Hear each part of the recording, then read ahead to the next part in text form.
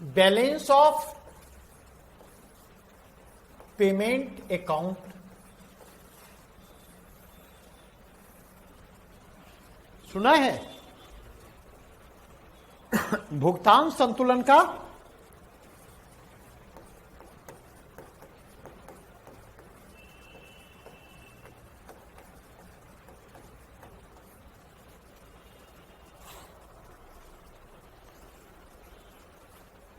नहीं, balance of payment account, balance of payment account के क्या कंपोनेंट हैं?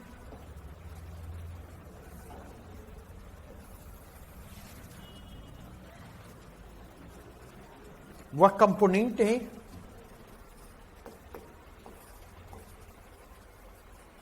Current account. इसको हिंदी में क्या कहते? चालू खाता। दूसरा क्या होता?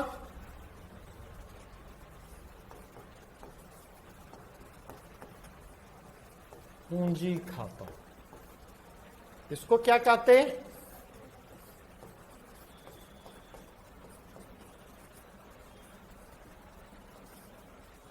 Capital account. और तीसरा क्या है?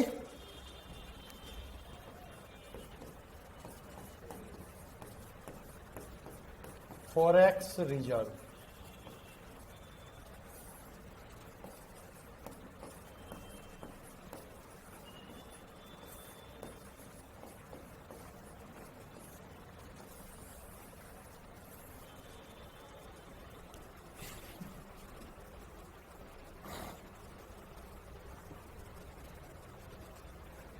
नहीं, अगर इसके कंटेक्स्ट में देखें,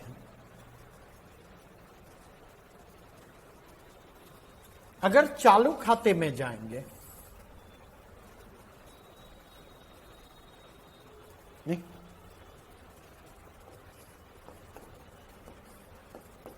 तो इसके तीन कंपोनेंट कौन कौन? व्यापार खाता, क्या कहेंगे इसको? Trade account. दूसरा क्या है? अदृश्य मद, इसको कहेंगे इनविजिबल्स। और तीसरा क्या है? तीसरा है current account balance, that is चालू खाता संतुलन।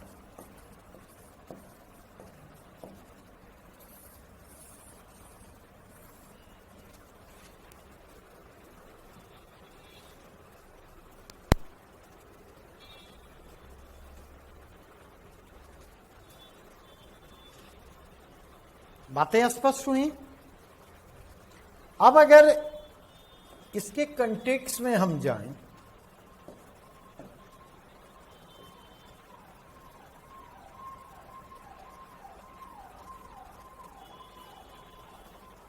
तो व्यापार खाता के अंतर्गत क्या आएगा?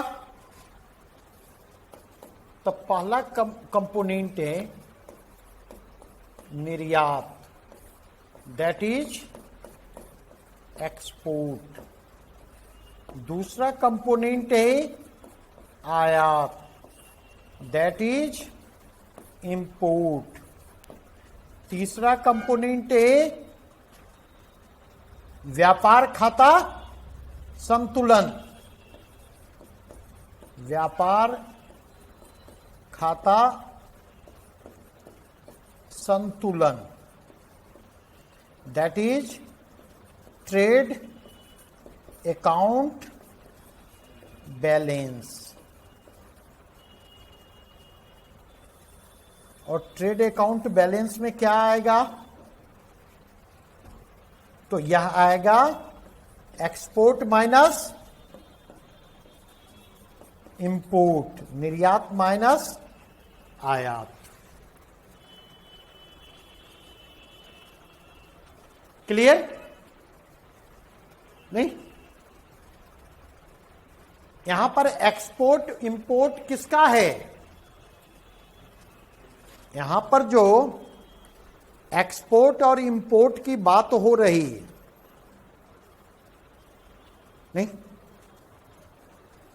अब अगर दूसरा कंटेक्स्ट देखें, अदृश्य मद,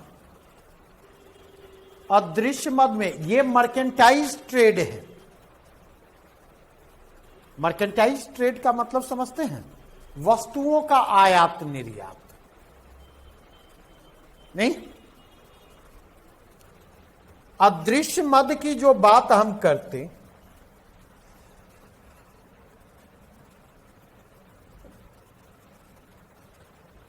तो अदृश्य मद में क्या आएगा? अदृश्य मद में क्या आएगा?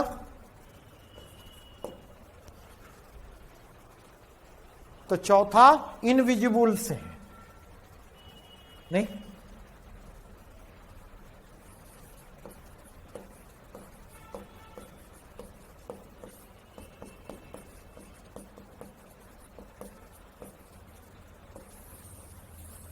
इसके अंतर्गत क्या आएगा? तो इसके अंतर्गत आएगा सेवाओं का आयात निर्यात।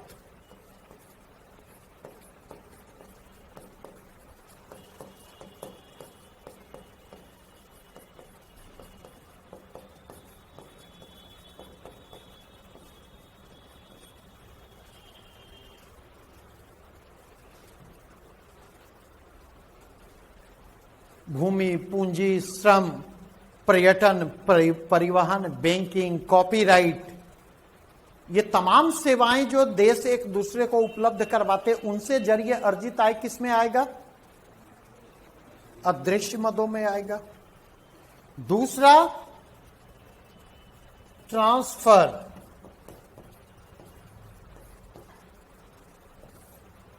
चाहे वो प्राइवेट हो या सरकारी हो।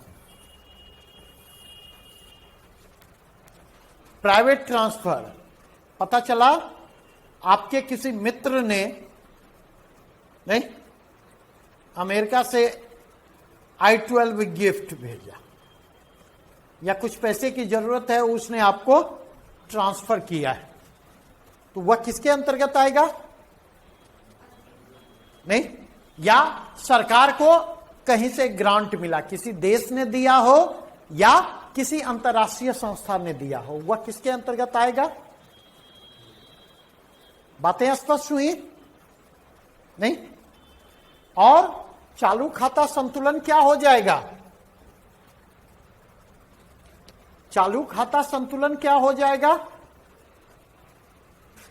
3+4, मतलब व्यापार खाता संतुलन जोड़ अदृश्य मद, ये क्या हो जाएगा?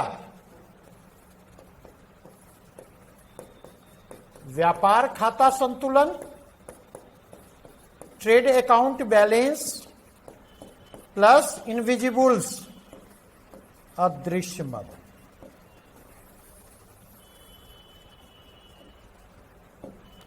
तो अगर इंडिया के कंटेक्स्ट में आप जाकर के देखें, तब भारत का चालू खाता संतुलन क्या है?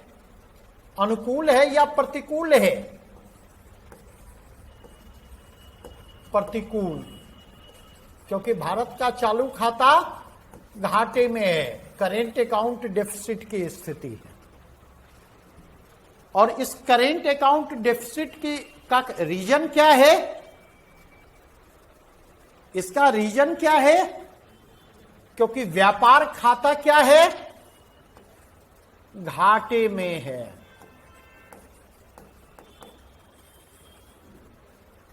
ट्रेड अकाउंट जो है डेफिसिट में है। डेफिसिट में क्यों है?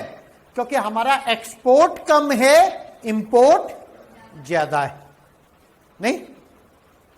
लेकिन ये जो अदृश्य मद है, ये जो आपको अदृश्य मद है, यह क्या है? इनविजिबल्स क्या है? यह अधिशेष की स्थिति में है,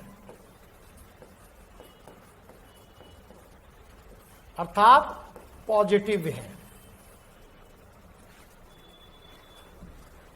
तो यद्यपि अदृश्य मद जो है, यद्यपि अदृश्य मद जो है वह अधिशेष में है और वह व्यापार घाटे का जो दबाव चालू खाते पर पड़ता है, करेंट अकाउंट पर जो ट्रेड अकाउंट डेफिसिट का दबाव पड़ता है, उस दबाव को कम करता है। लेकिन अदृश्य मद के सरप्लस में होने के बावजूद करेंट अकाउंट घाटे में है, अर्थात जो इनविजिबल्स है, जो अदृश्य मद है, वह पूरे के पूरे व्यापार खाते के घाटे की को कंपनसेट कर पाने की स्थिति में नहीं है।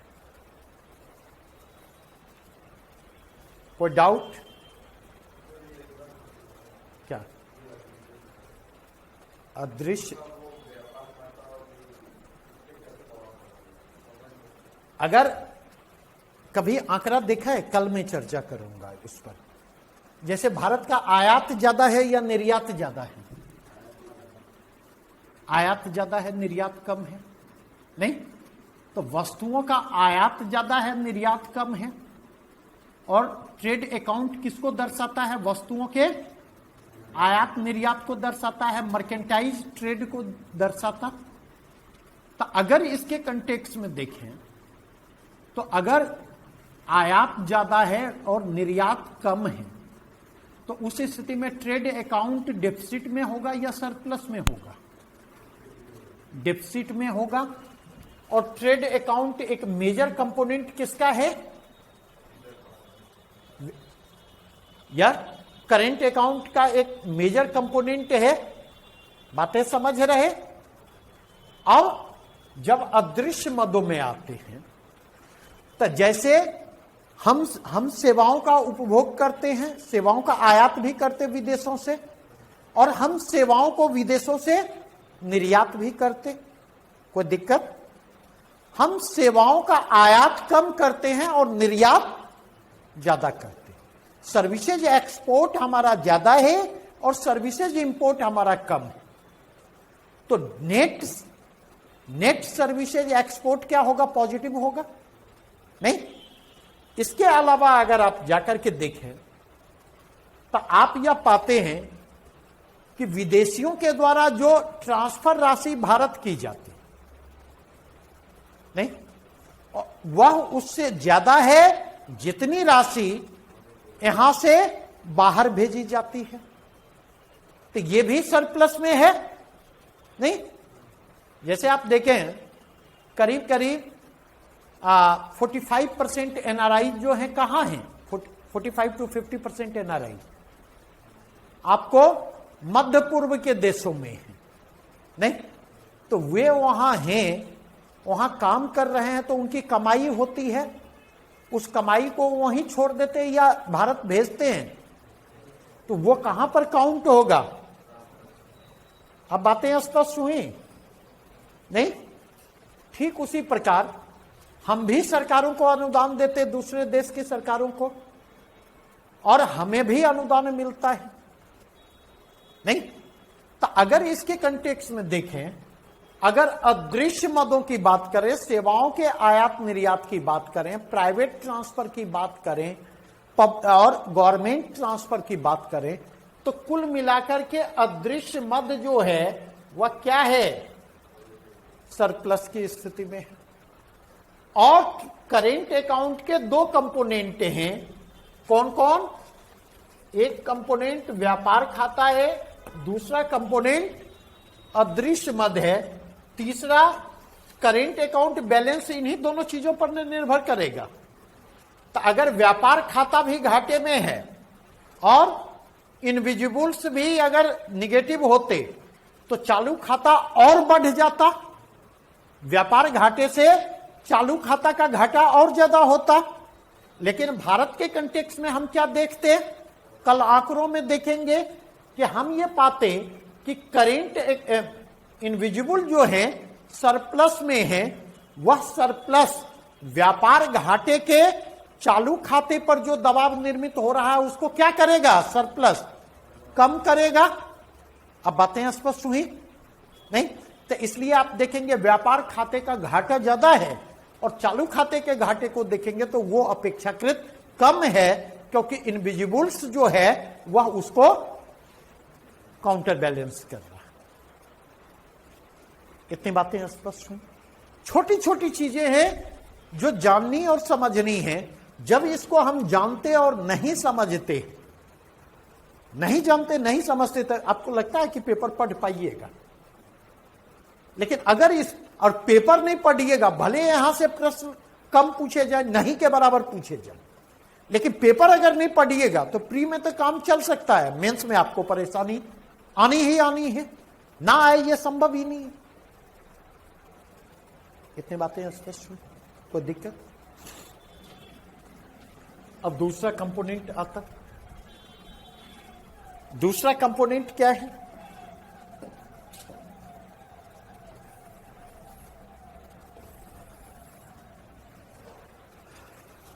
अब कैपिटल अकाउंट में क्या क्या आएगा? Net foreign assistance,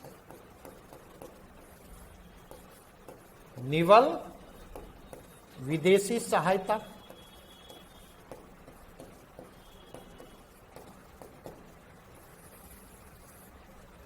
net foreign assistance. दूसरा कंपोनेंट क्या है? निवल बाह्य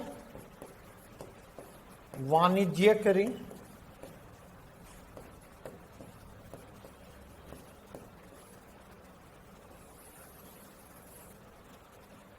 net external commercial borrowings, net external commercial borrowings, निवल वाणिज्यिक ऋण।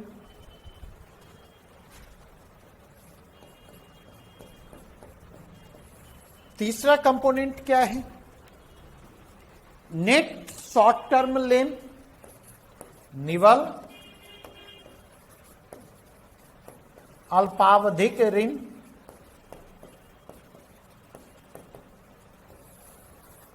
नेट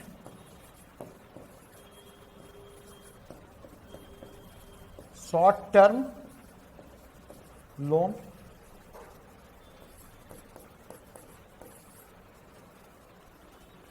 चौथा क्या है?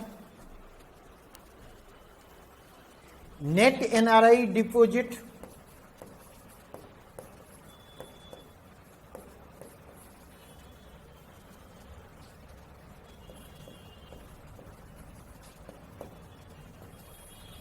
निवल एनआरआई, निवल नॉन रेसिडेंट इंडियन और निवासी भारतीय जमाएं, निवल और निवासी भारतीय जमाएं।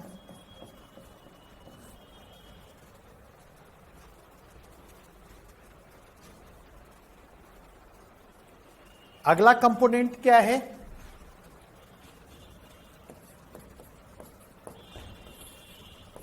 निवल विदेशी निवेश,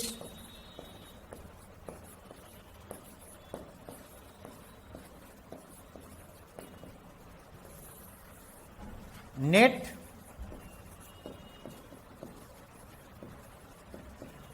फॉरेन इन्वेस्टमेंट,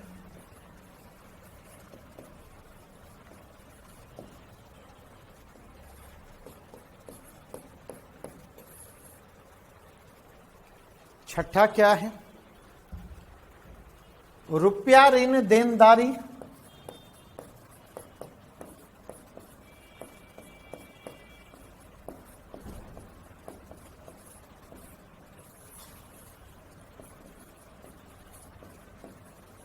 रूपी डेब्ट लाइबिलिटी। सातवां क्या है?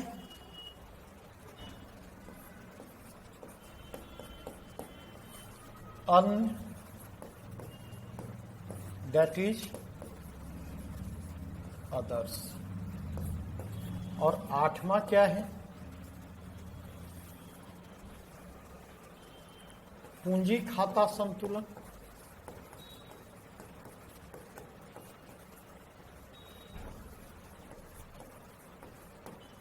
That is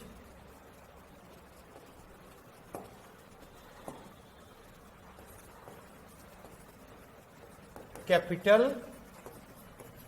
account balance. तो पूंजी खाता संतुलन क्या हो जाएगा? 1 + 2 + 3 + 4 + 5 + 6 + 7।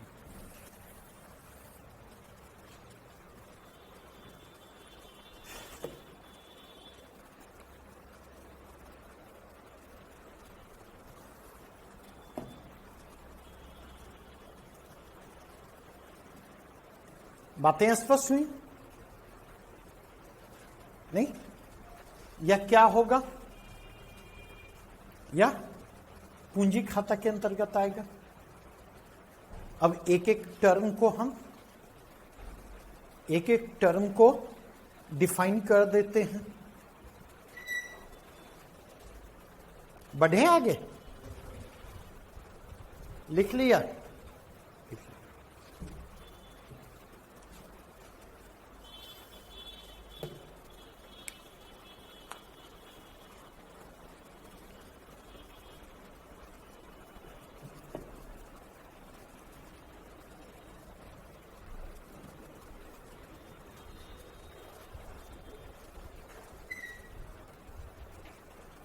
बढ़े? अब एक शब्द यूज किया, ग्रांट, दैट इज अनुदान। सहायता, दैट इज एड।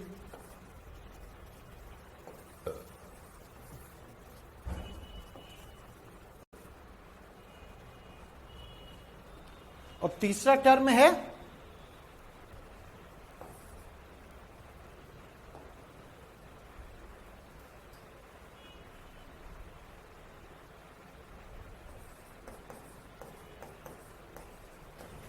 वाणिज्यिक ऋण।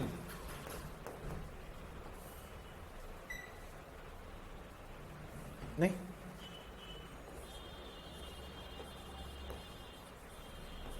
Commercial borrowing.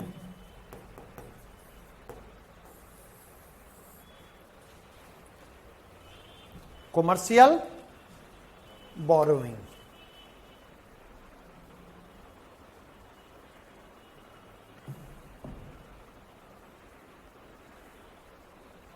बढ़े आगे? अब अगर हम यहां से आगे बढ़े,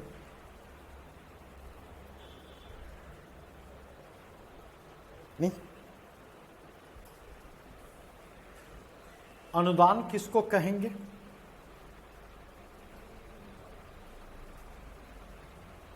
अनुदान किसको कहेंगे?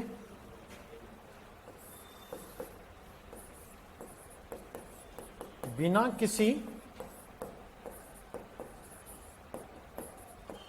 लायबिलिटी के मिलने वाली वित्तीय मदद।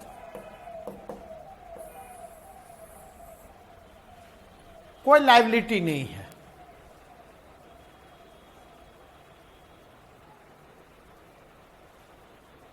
नहीं, तो अनुदान जब भी मिलेगा तो क्या मिलेगा? Grant without liability of returning.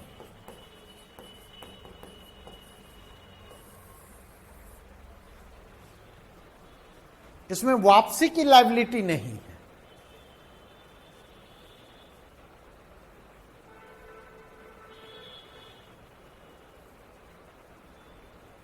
इसमें वापसी की लायबिलिटी नहीं है।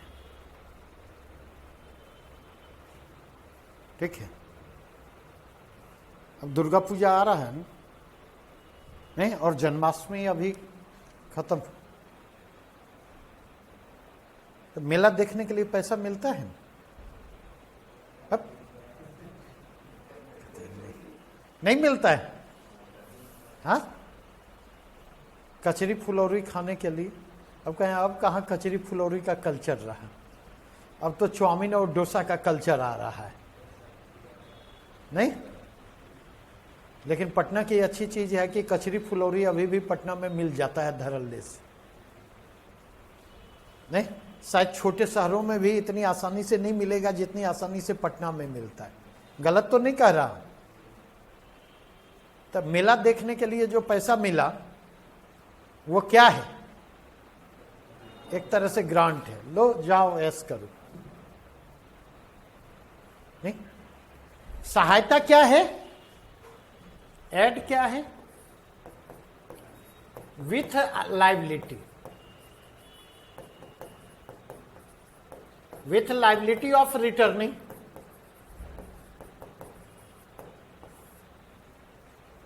सहायता के रूप में जो राशि मिल रही है,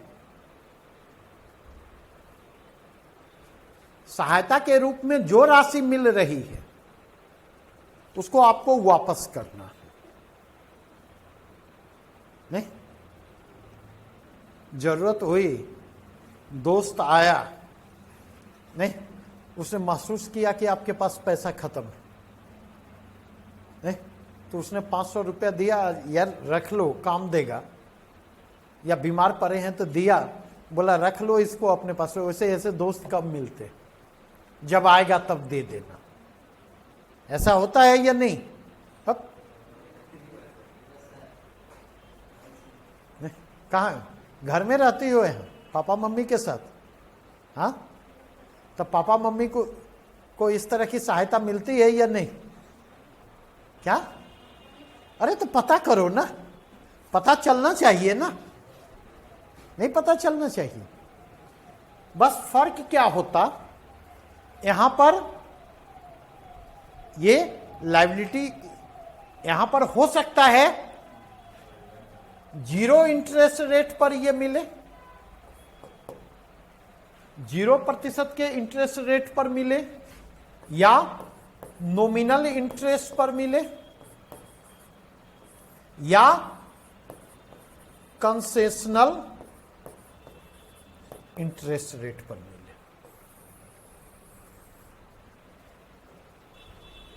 नहीं, मतलब रियायती ब्याज दर,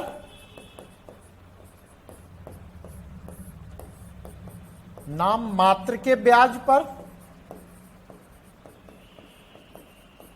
या शून्य ब्याज दर।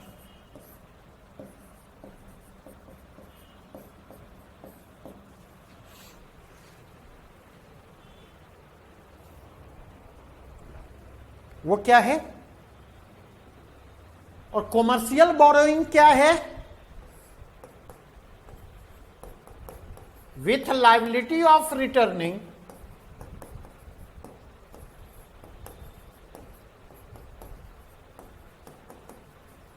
नहीं, ऑन मार्केट इंटरेस्ट रेट। ये जो है बाजार प्रचलित ब्याज दर पर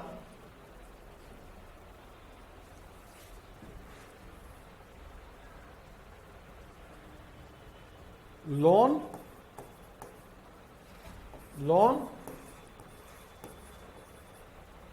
with liability of returning on market interest rate। अंतर समझ में आया? अब वापस लौटता हूं। क्या मतलब हाथ तेजी से चलाओ,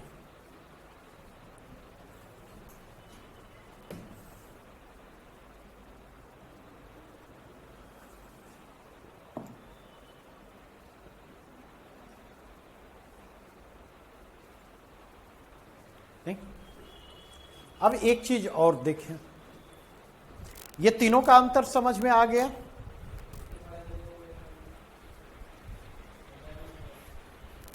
बाप रे बाप, एकदम आप लोग जो है ना, क्या ये loan with liability of returning on market interest rate, बाजार प्रचलित ब्याज दर पर, बाजार प्रचलित ब्याज दर पर मिलने वाला ऋण। नहीं, इसमें क्या होता, वापसी की शर्त होती।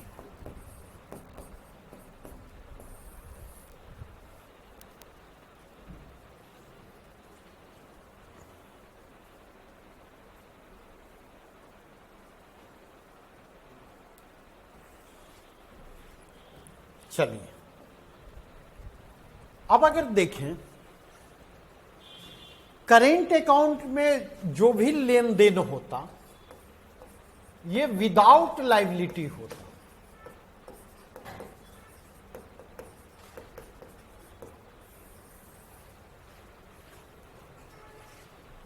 और कैपिटल अकाउंट में जो लेन देन होता है वह क्रिएट्स लायबिलिटी।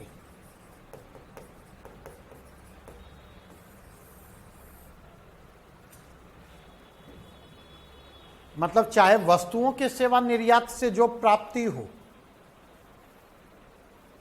सेवाओं के सेवा वस्तुओं और सेवाओं के आयात निर्यात से जो मिले, चाहे प्राइवेट या पब्लिक गवर्नमेंट ट्रांसफर से जो राशि मिलती है, वापसी की शर्त यहां है।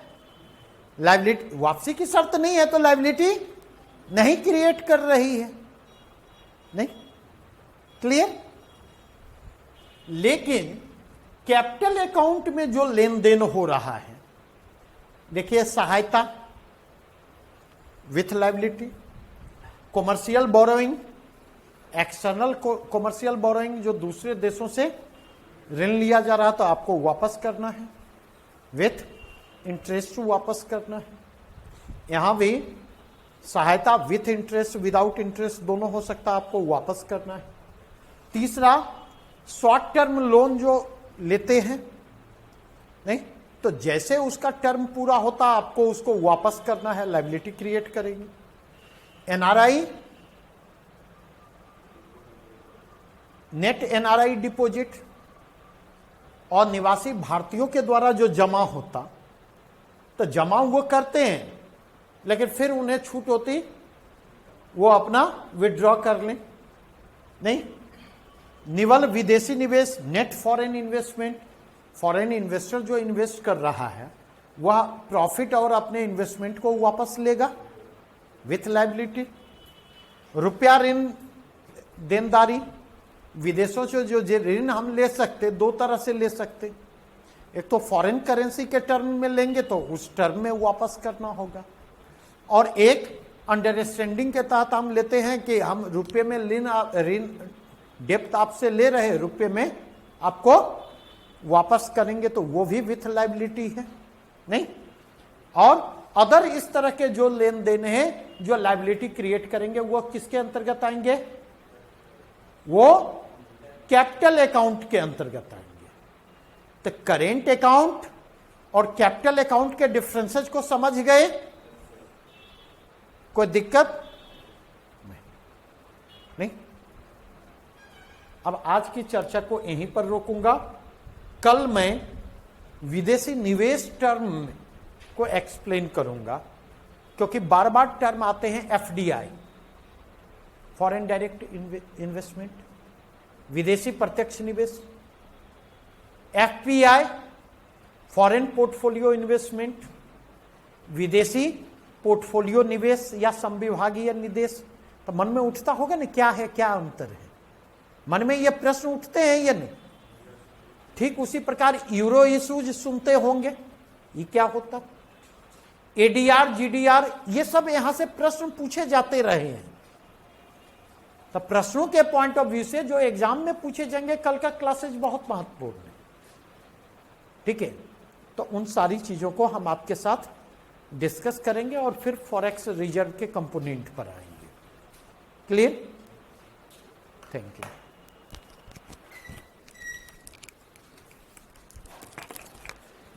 ठीक है, तो मैंने आपके साथ कल चर्चा की थी करेंट अकाउंट की, मैंने आपके साथ चर्चा की कैपिटल अकाउंट की, मैंने आपके साथ चर्चा की फॉरेक्स रिजर्व की।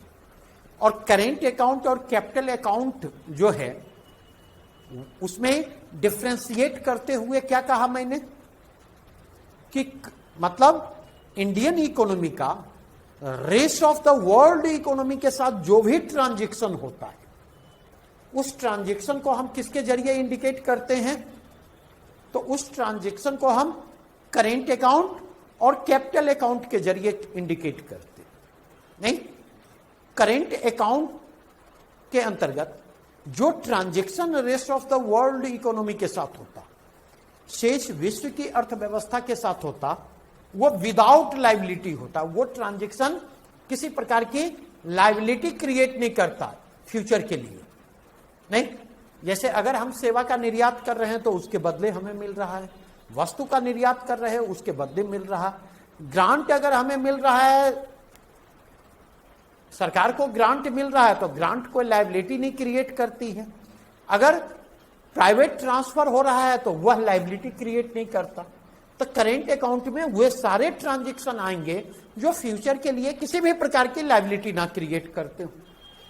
और कैपिटल अकाउंट में जो भी ट्रांजैक्शन आएंगे वो फ्यूचर के लिए क्या करेंगे? फ्यूचर के लिए लायबिलिटी क्रिएट करने का काम करेंगे। चाहे वो हमें सहायता के रूप में, एड के रूप में कुछ भी प्राप्त होता ही, चाहे हमें कॉमर्शियल बोरोइंग के रूप में कुछ भी प्राप्त होता है विदेशों से, चाहे वो शॉर्ट टर्म लोन के रूप में प्राप्त होता हो, चाहे वो एनआरआई डिपॉजिट के रूप में प्राप्त होता हो, चाहे वो फॉरेन इन्वेस्टमेंट के रूप में प्राप्त होता हो, चाहे उस लायबिलिटी का संबंध रूपी डेब्ट से जाकर जुड़ता हो, ये सारी चीजें जो हैं फ्यूचर के लिए लायबिलिटी क्रिएट करती है। इसलिए इनको कहां पर दिखाते हैं? इसको हम कैपिटल अकाउंट के अंतर्गत दिखाते हैं। क्लियर? तो कैपिटल अकाउंट में एड, ग्रांट और कॉमर्शियल बोरोइंग, हमने कहा था कि ग्रांट जो होगा विदाउट लायबिलिटी, किसी प्रकार की लायबिलिटी क्रिएट नहीं करेगा, उसको वापस करने की लायबिलिटी नहीं होगी। और एड और कॉमर्शियल बोरोइंग में क्या अंतर है? तो एड जो है कंसेशनल रेट पर जो हमें संसाधन उपलब्ध होते हैं उनको हम क्या करते? कंसेशनल इंटरेस्ट रेट जो 0% भी हो सकता, जो नॉमिनल भी हो सकता, ठीक है, उसको हम ऐड कहते हैं। और कॉमर्शियल बोरोइंग क्या है? मार्केट इंटरेस्ट रेट पर जो ऋण हमें मिलता है वो किसकी कैटेगरी में आता?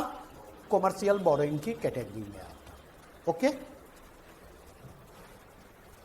यहां पर इन्वेस्टमेंट और डेब्ट में अंतर समझते हैं या नहीं? इन्वेस्टमेंट और डेब्ट, ऋण और निवेश, इनके फर्क को समझते हैं या नहीं? क्या फर्क होता?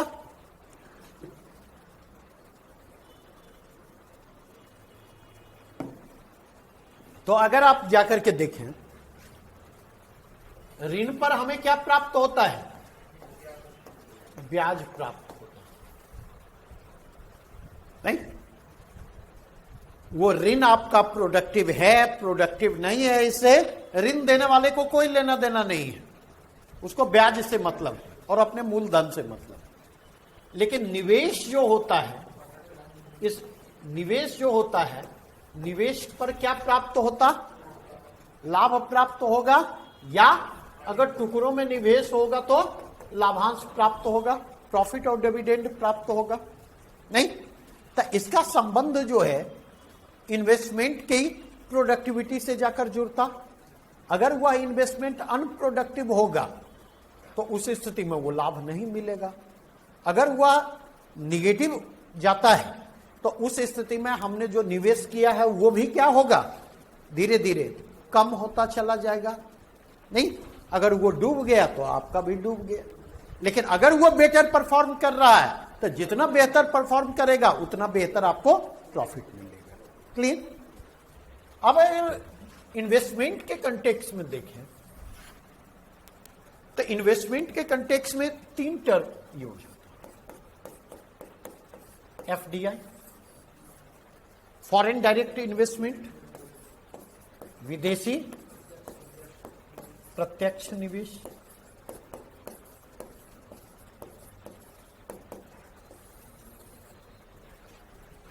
दूसरा क्या होता, एफपीआई,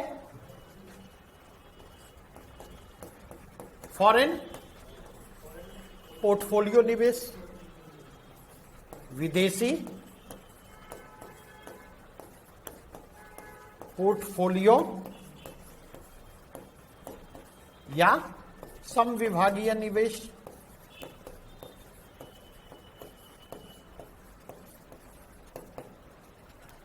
तीसरा क्या है,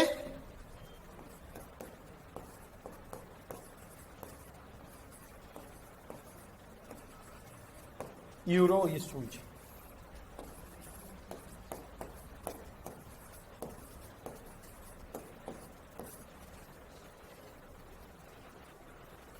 नहीं, अब अगर आप जाकर के देखें, अगर फॉरेन कैपिटल हम जुटाना चाहते हैं तो 2 तरीका होगा। नहीं, एक तरीका होगा कि फॉरेन इन्वेस्टर हमारे बाजार तक पहुंचे। नहीं, अगर इन दोनों केसों में जाकर के देखें तो इन दोनों केसों में क्या होता है, इन दोनों केसों में विदेशी निवेशक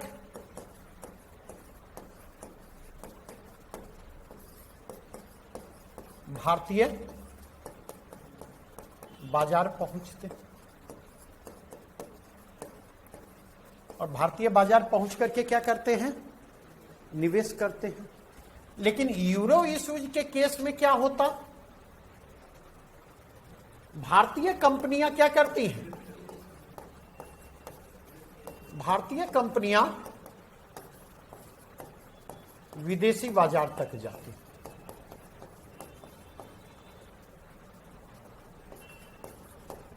नहीं, और विदेशी बाजार में पहुंच करके क्या करती हैं, वहां के स्टॉक एक्सचेंज से क्या होंगी,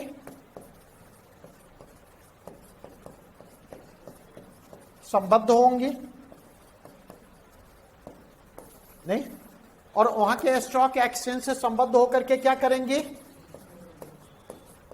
विदेशी मुद्रा में अपने शेयर जारी करेंगे।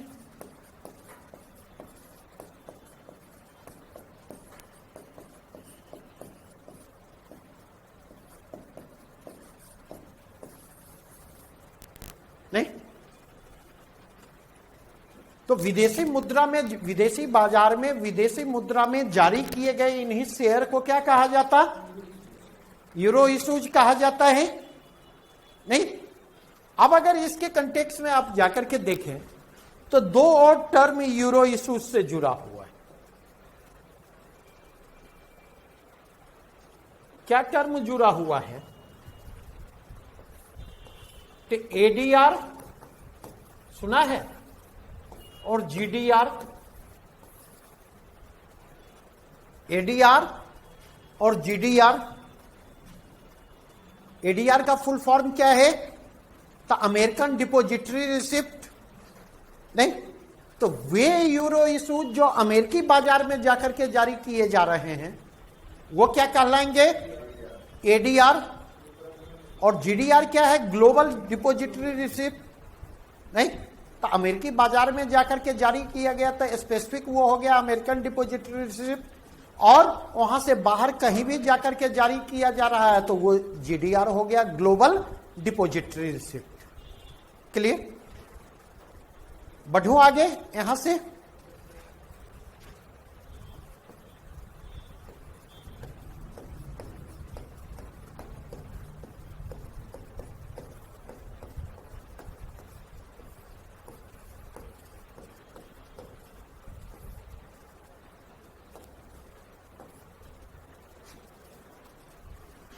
अगर आप जाकर के देखें, सीडीपीओ का क्वेश्चन देखा है इस बार?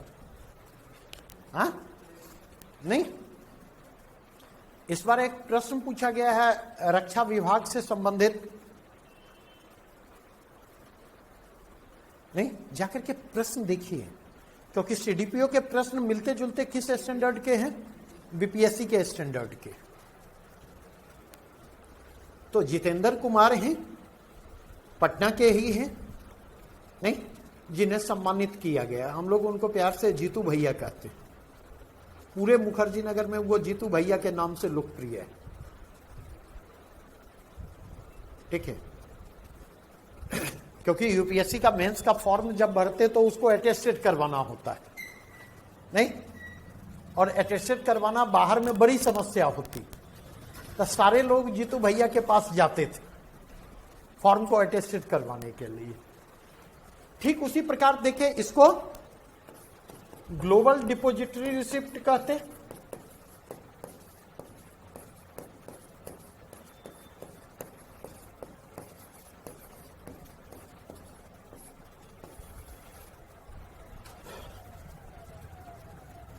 बढ़ूं आगे। अब अगर देखें, विदेशी निवेशक भारतीय बाजार में पहुंचते, नहीं, तो विदेशी निवेशक अगर भारतीय बाजार में पहुंच रहे हैं, नहीं, तो दो प्रकार का निवेश करेंगे। एक जो निवेश होगा वह क्या होगा? अल्पकालिक प्रकृति का।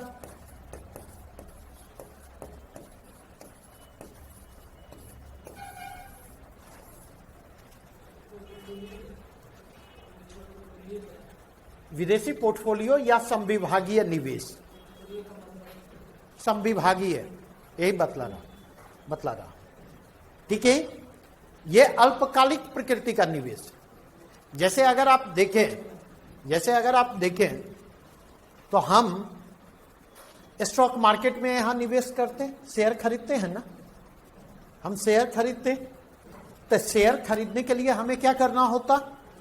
शेयर खरीदने के लिए हमें पहले एक डीमैट अकाउंट अब खोलना होता। डीमैट अकाउंट खोलते और फिर हम शेयर खरीदते, नहीं, जब हमारी इच्छा हो जाए बेचने की हम उस शेयर को बेच लेते। तो ये जो निवेश होता है उसकी प्रकृति क्या होती है? ये निवेश वोलाटाइल होता है। हो सकता है कभी कम दाम मिल रहा हो और हमारा फिनेंशियल कंडीशन गड़बड़ हो, तो हम इमीडिएट क्या करते हैं? उसको कम दाम पर भी सेल आउट करके अपना पैसा निकालते हैं और अपनी जरूरत पूरी करते। बातें समझे? ठीक उसी प्रकार विदेशी निवेशक भी अगर शेयर मार्केट में निवेश करना चाहता है तो उसके लिए पहले उसे क्या करना होगा? तो विदेशी निवेशक को शेयर मार्केट में निवेश करने के लिए पहले स्टॉक एक्सचेंज से संबद्ध होना होगा, नहीं, और स्टॉक एक्सचेंज में उसे जो संबद्ध किया जाता है किस रूप में? तो उसे संबद्ध किया जाता है FII के रूप में, विदेशी संस्थागत निवेशक, फॉरेन इंस्टीट्यूशनल इन्वेस्टर, नहीं। अब FII के रूप में हुआ, संबद्ध हो गया स्टॉक एक्सचेंज से। अब वह आसानी से क्या कर सकता है? इन्वेस्टमेंट कर सकता। इस निवेश की क्या खासियत होती है? इस निवेश की क्या खासियत होती?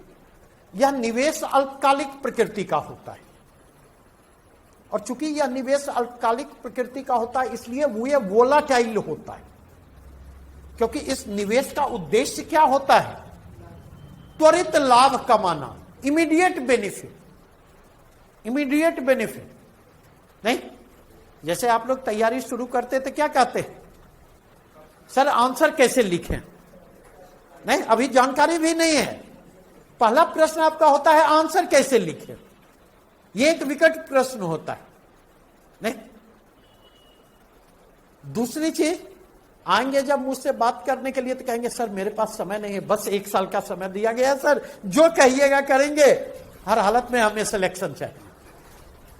और जब आप ये कहते जो कहिए करेंगे, हर हालत में सिलेक्शन चाहिए, तो हमें लग जाता है कि चाहे आप जो कुछ भी कर ले, मैं जो कहूंगा वो नहीं करेंगे।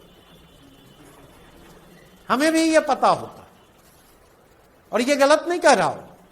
100 में 99.99% केसेज में मेरी बातें सच होंगी। क्यों? तो उबाल जितना तेजी से आता है उतनी ही तेजी से क्या होता है, थमता भी है।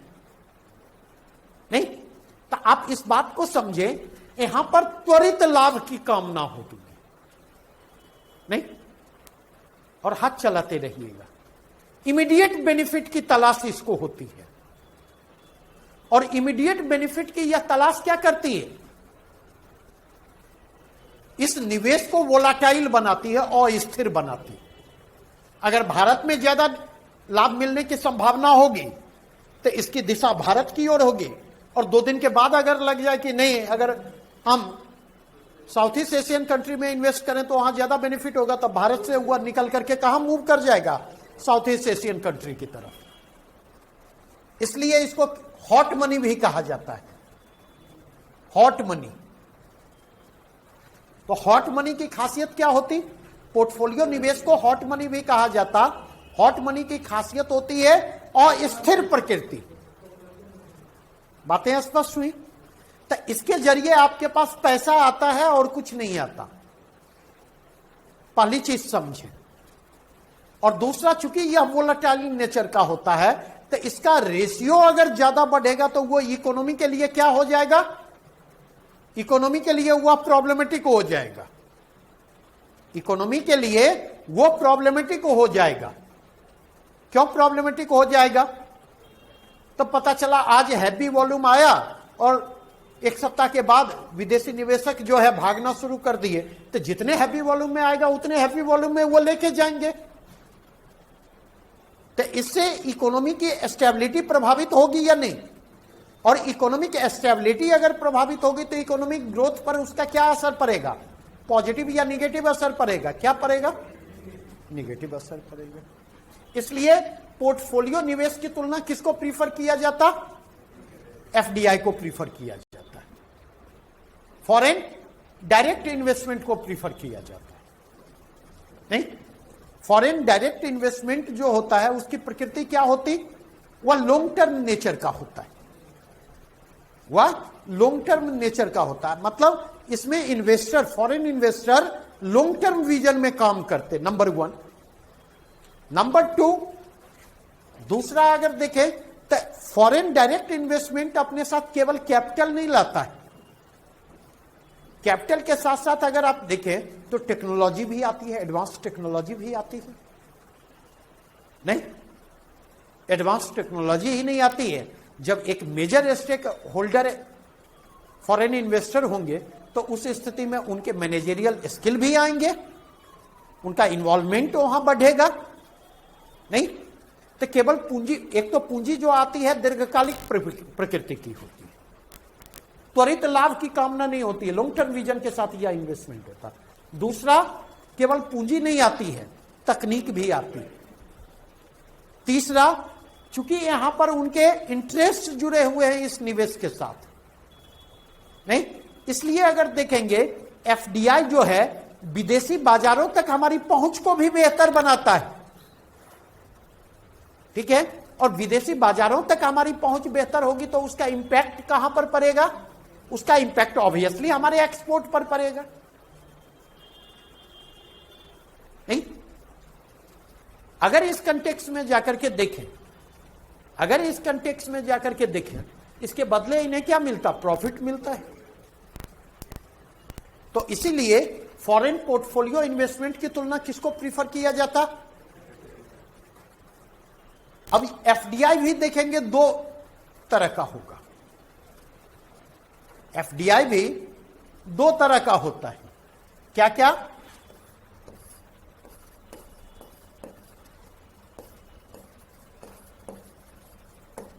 ग्रीनफील्ड निवेश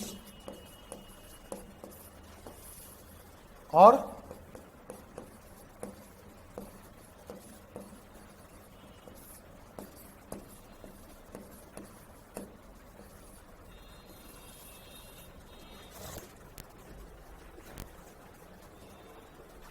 ग्रीनफील्ड एफडीआई या ग्रीनफील्ड इन्वेस्टमेंट और ब्राउनफील्ड इन्वेस्टमेंट। अब इसमें क्या अंतर है? नहीं, अगर एफडीआई किसी नए प्रोजेक्ट के लिए है तो वह किस में आएगा? ग्रीनफील्ड इन्वेस्टमेंट में आएगा। नहीं, और अगर एफडीआई किसी पुराने प्रोजेक्ट को टेक ओवर करने के लिए है तो वह किस में होगा? ब्राउनफील्ड होगा। क्लियर?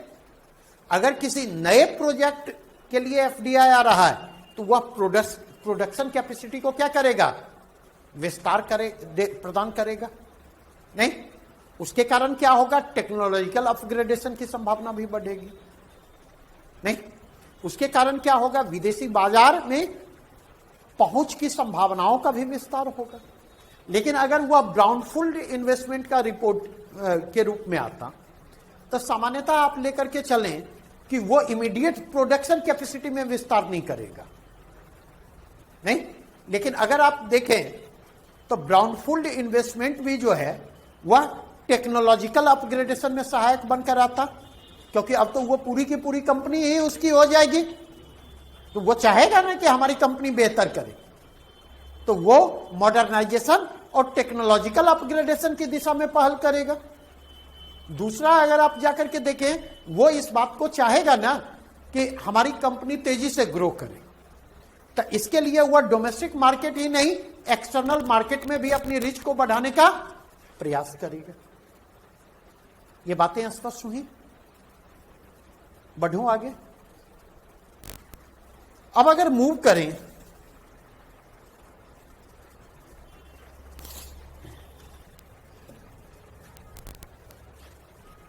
फॉर